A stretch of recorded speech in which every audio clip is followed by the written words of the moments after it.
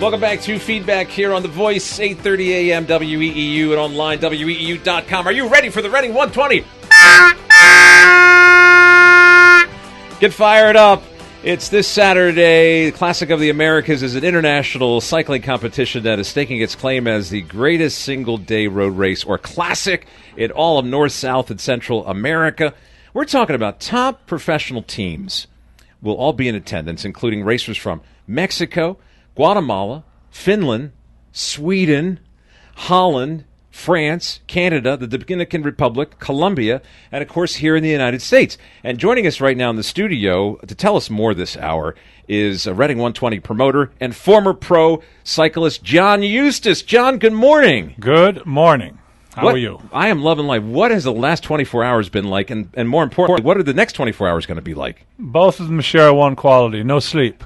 Besides that, no, it's coming along. It's coming along great. It's a huge project. I mean, we linked 22 municipalities in a fairly short time. And the cooperation that we had from all the municipalities was so fantastic. That's the only way it actually was able to happen.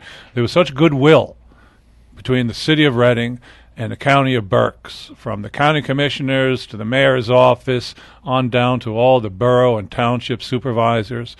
And, you know, it was a scary thing. What do you mean you're going to close the roads? What's going on? And they just went for it. They believed in it, and they all came through. And we're going to have this wonderful example of civic cooperation and great international sport on display this Saturday. And it's going to be...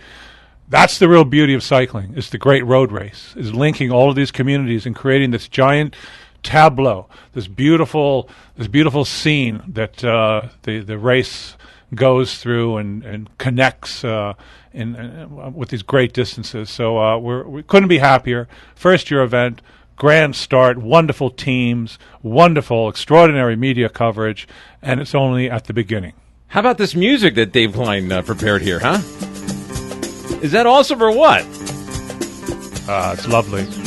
No, but you got, between WEEU and the Reading Eagle, you have really what great America media is all about. Connected locally, creative, innovative, expert, intelligent, and the power of, not because we're just on the radio, the power of all of you working together has really pushed this thing up to a super high level. It is a beautiful thing, and you had emailed me. You said, Mike, I'm going to bring in some professional cyclists along with me, and you weren't telling a lie. These guys are in their outfits here, their uniforms, John, from Team Blizz from Sweden. We have Barry Miller and Hampus Anderberg. Hey, guys, welcome to the show. Hey, thank you. Thank you for having us. And Hampus, welcome to the United States. Welcome to America. Thank you. First time for me, so this is awesome. That is awesome. And Barry, you're actually from the Lehigh Valley area? Yeah, I didn't grow up here, but I wanted to become serious for cycling. I moved to the Lehigh Valley and lived here for 4 or 5 years until I turned pro last year. That is awesome. Of course, you have the Valley Preferred Cycling Center over there, the Velodrome, Marty Nothstein doing a great job, and cycling is very big in this area, as you said. So how did you guys get on Team Blizz? Tell us about it. How old are you, first of all? Holmes, how old are you? I'm 19 years old. You're 19, Barry? I'm 26. 26. All right. Yeah. So how do you try out for and get on a pro team like that? For me, it's a little more just a strange series of events. But the team that I turned pro for last year was from Sweden, and it didn't continue for 2015. So I wanted to stay in Europe, and having raced in Sweden, I was in contact with Swedish teams, and that's kind of how it came about. And cycling is really big over there, Hampus? In Sweden, it's sometimes it's big, but we don't have a lot of races, and the races are pretty small. But yeah, we have some big teams, and now we have 2 really big teams that are traveling a lot all over Europe, and now all the way to America. So. Absolutely. We are so thrilled to have you guys here in the area for this weekend. It's going to be a lot of fun. You know, we were talking about the glamorous life of being a pro cyclist, that you hop on an airplane, you're called down to Chile on a Tuesday or Wednesday, and you're racing by Thursday, Friday, and you were telling me off the air, Mike, it's not that glamorous. Tell us the story. You told me you were in Portugal, you had a race there? Yeah, we had a race in Portugal, and then when the race was done, me and Barry jumped into the team van and was driving 42 hours back home to Sweden. 42 hours? Yeah, just sleeping in the van and stopped for something to eat. So it's not always in first class, Barry. Sometimes you're driving and it's a long time and you're going to the next race, the next destination, correct? Yeah, exactly. It's always like that. You're always on the road. You know, you get last minute call ups to races. You take the ferry across to Finland, and you sleep overnight in the ferry and get up in the morning and you race your bike, and then as soon as it's done, we're running off to the ferry to go home and get ready for the next one. It's always like a circus, traveling circus. John, you're a former champion, a cycling champion, the Tour of Italy. Mm-hmm. Is this paying your dues? Is this what it's all part of? As you're working very hard? Got to pay your dues. You want to sing the blues, man. You got to do that stuff. It's like any other entertainment business. If you want to make it to the show, you got to grind it out in the little clubs or whatever it might be, the minor league stadiums, or in their case, amateur races all over Europe. But you know what? They're good guys. And, Anders, you said that Sweden, it's not so big in Sweden, but in Sweden you have really great champions. You've had great champions for a long time. So let's just make sure that's out and out there. The big Swedes, they're good bike riders.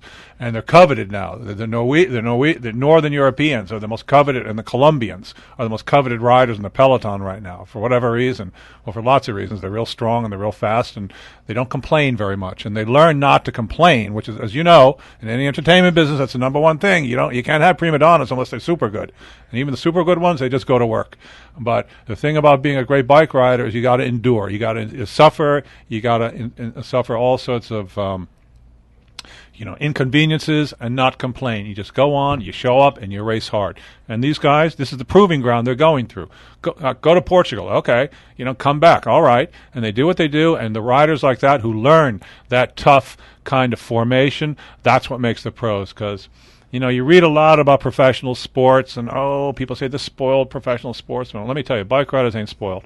It's a hard, humble sport. It's always been a humble sport. It's one of the reasons why I think it works in this region. It's always had very agricultural basis. Agricultural people. It's a sport for farmers and coal miners. Traditionally, it was a horse racing meets boxing type of thing. A venue for tough kids to get out and climb up the social ladder. That's the basis of cycling. It's not the super elite. It's not tennis. It's the opposite of tennis. It's really rough. So this is what these guys are learning, and they're good guys, and they come through it. And here they are in America, and you watch. They've been on a flight. They landed in JFK. They drove from JFK here. They had a little bit of sleep. They're hearing the radio. They're going to go train in the rain today, and then you watch. Saturday they'll rock. They're not spoiled at all. They're superior athletes. Hey, there's not an ounce of fat on these guys. Tell us about the shape that they're in. In fact, you guys tell us. Tell us about the training. I mean, you guys are all muscle. Yeah, it's hard training. It's we're at the end of the season, so we're definitely at the top end of our form. We're just trying to hold on to it at this point. In September, we started racing at the beginning of February in Spain, so it's we've done I think 90 days of racing total for the team, and a lot of days on the road. So, and then we're just fitting in training, in between the races and trying to stay healthy and trying to balance the rest with training and everything. Hampus, is it all out on the road, or is it in the gym as well? I mean, you guys always riding miles and miles and miles every day, or are you in the gym at all, lifting weights and such? For me, it's I'm in the gym in the winter, but in the summer I try to just be on the road. I don't have the time to be in the gym in the summer. Wow, it's incredible. These guys are amazing. You got to give us a call, folks. The Reading 120 Classic of the Americas. Internationally cycling coming here to Reading, Pennsylvania, all over Berks County. 610-374-8800. 8800. If you want to welcome them, 610-374-8800, and it's toll-free 1-800-323-8800. And John Eustace, I know people from all over the area are going to be coming to downtown Reading and throughout Berks County on Saturday. Well, yeah, it's a great spectacle. Now, we have live radio.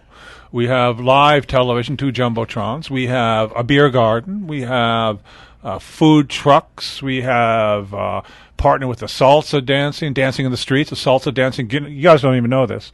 They're setting a Guinness World Book of Records salsa dancing contest right next to the bike race. How about that? After the race, you have anything left, you have to go dance. I don't know if you know that. It's part of your contract for coming here.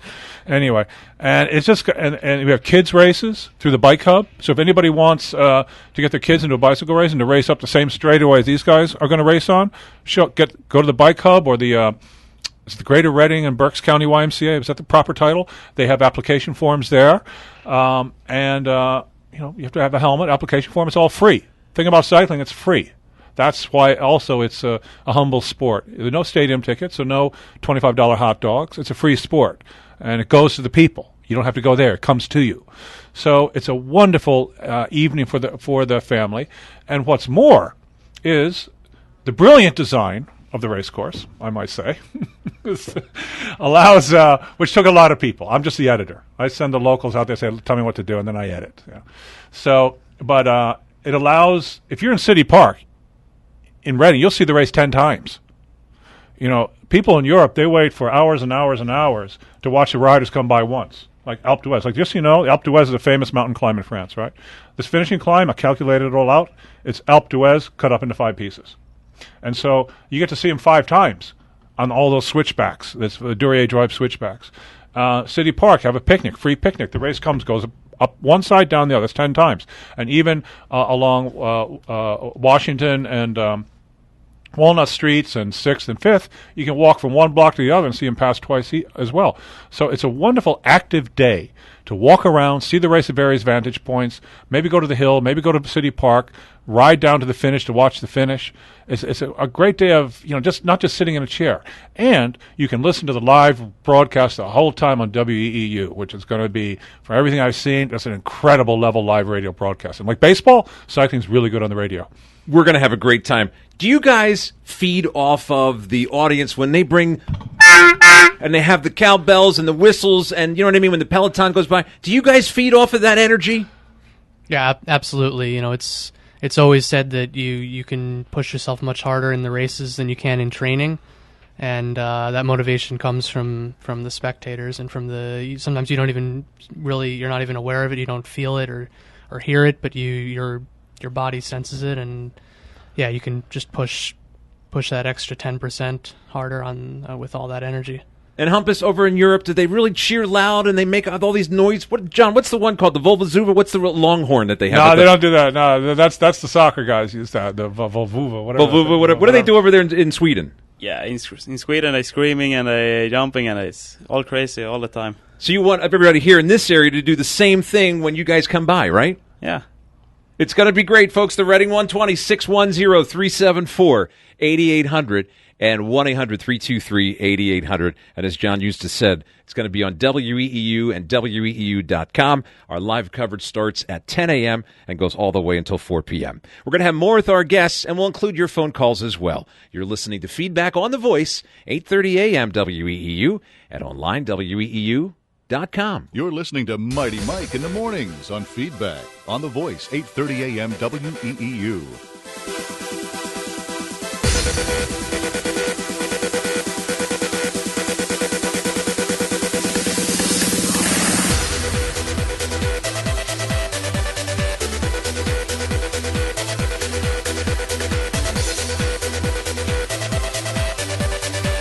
Welcome back to Feedback here on The Voice, WEEU, and online WEEU.com. We are getting ready for the Reading 120 Classic of the Americas. It's going to be happening start-finish line, downtown Reading, 5th and Penn. That's where we're going to be broadcasting live Saturday morning, starting at 10 a.m., and the race begins at 10:30 in the morning. In the studio, we have the Reading 120 promoter and former pro cyclist John Eustace, and also from Sweden, from Team Blizz, we have Barry Miller and Humpus Anderberg. Guys, you're flying in from Europe. How do you deal with jet lag? Yeah, for me, I'm trying to help the guys with it because I've been going back and forth to Europe for, since I was a junior, since I was 16 or 17. So, it's little things like as soon as you get there, you switch your watch immediately to the time. You don't think about it. You don't tell yourself, oh, yeah, it's 2 o'clock in the morning. In Europe, you say, yeah, it's 7 o'clock at night and it's time for dinner. You try to, you don't take naps during the day. You just stay up, from morning until night and then go to bed and try to stay hydrated. And yeah, I think it's easier going west than it is going east for sure. Sure. But yeah, I think we'll be good enough come Saturday. It should be enough time. Humpus, easier said than done. I mean, you wake up at 2 o'clock in the morning thinking, hey, it's like 6 o'clock or 8 o'clock back home, right? Yeah, it's weird. Like yesterday we were out riding and we were riding 2 o'clock back home. So, and when I try to call my parents and say how it is, they're sleeping and I'm just waking up. That is bizarre. 610-374-8800 and 1-800-323-8800. Your phone calls are welcome for our wonderful guests. John, let's talk about this course. All right. Wow, what a course. Well, that's the whole beauty of this race, and this is what, there are certain types of races you can do. You can do what's called a short circuit race at Criterium, or you can do a circuit race, which the finish in Reading is, up Mount Penn and Washington and Walnut and 5th and 6th Streets and Bingham Street. That's the circuit. Or you can do a grand road race, which is the hardest thing to do, but the most beautiful thing to do. And that's why I took 22 municipalities. So the race starts in Reading, goes over the, I'll give you a brief description. It goes over it's a neutral start to this thing. It's called the Lindbergh Viaduct. And it's this beautiful 1930s, the first curved viaduct in America. It's just this incredibly beautiful spot. This city has all these beautiful things throughout it. It's very Brooklyn-like, I find. And then it goes out through the Ole Valley, Maxatawny, through Richmond and Perry, through Shoemakersville, through Centerport, through Burnville, where there's a feed zone, Wernersville. You say Wernersville? That's Wernersville's good, yeah. We're Wernersville. The Pennsylvania Dutch ones. Get on. Yeah. And I used to live in Switzerland, so I'm I get it. I'm very comfortable around here now. I totally get it. And then it works its way back through Spring and Wild Missing and West Reading, and they're shutting down Main Street in West Reading. The race is going to go ripping through right across the Penn Street Bridge, bang, right back into Reading, where the real meat of the race begins. 5 times up Mount Penn, 5 times down, and don't underestimate that downhill because it's twisting, high speed, and bumpy. And then the quick loop through the city and back up to the mountain again. So did you guys see the pagoda? Yeah. How cool is that? Pretty strange to see. It's really, really cool. Like you're racing for the pagoda. It's going to be a whole VIP party up there. And the fire tower at the top of the hill. It's got all these landmarks. There's certain. I've been doing races for 20 years, organizing races for 20 years, maybe more. Seems like a very long time. But there's certain places you go and a race doesn't fit. It just doesn't fit. It's just like, how are you going to put a race here? It was like this community was built for a bike race. Like between this loop, you'll see how beautiful this loop is. It's magnificent. What you guys don't know is Berks County has got more preserved farmland than just about any other county in America. Incredibly beautiful Pennsylvania Dutch, manicured. As a European, you'll feel right at home seeing these farms. Very European look to the community. No, really clean. Everything's spotless. We've got the whole European clean thing going on here. And then you come. So it's incredibly beautiful. Then you come back into the city, and then you got this real East Coast gritty, really hard city race with pagodas and fire towers and parks, and it's great. It's a great course. And the thing about it too, you have certain races that come down to a sprint, like the Philly race. One of the reasons it started to fade, the Philly race, for a long time. We want to make this much better than the Philly race, by the way. As much as I love the Philly race, this is going to be a better race. The Philly race would always come down to field sprint. So I was a TV commentator. Oh no, here come 60 guys. You couldn't tell who's going to win. Blah blah blah. I'd always blow the call. And this one, it's going to be real easy. You can have 1 guy or 2 guys or 3 guys or maybe 2 or maybe, that's it. Because this thing's going to be, and that's a sign of a great race, is how hard it is. And this is hard. So no luck to win this race. You win this race, you're somebody. You're really somebody. There's no hiding, no sitting on the wheels in the slipstreams, no real tactics. Little bits, yeah. But tactics around powerhouse heavy hitters. That's it. You're going to see real professional endurance racing at the highest level here. And that's what's going to be so cool about it. And for our listeners, some terms here, some vocabulary terms. We talked about the peloton, but what a breakaway, when you said a couple cyclists, is that what you mean by that? Yeah. They're in the lead? The way a race works everything, the peloton, which is the field, the peloton is the main source of reference. So everything's like that's the main 196 guys are going to start the race. Huge field. You guys know that? Big field, like a Tour de France level field. All right. National team of Guatemala, the winner of the Vuelta Mexico, Chris Horner, winner of Tour of Spain. That's a real race, guys. I mean, look at the smiles on their faces when you said that about the big peloton. It's really good. That's a real race. This is no United Healthcare. They're all here. All right, all the heavies are here. So, and then so what you try to do is you try to escape the peloton, because otherwise 190 guys come to the finish and it's a crazy sprint. So 1, 2, 3, 4, 5 riders will sprint away, and it's almost like a hand of cards. You look, and this is you got 5 riders in the breakaway, let's say, and what they'll do is they'll take turns sharing the wind and try to get 1, 2, 3, 4, 5 minutes on the peloton and hope they can hold it. And then you'll look at, maybe Barry's in the breakaway, but Barry's a sprinter. He's dangerous. He could beat me at the end.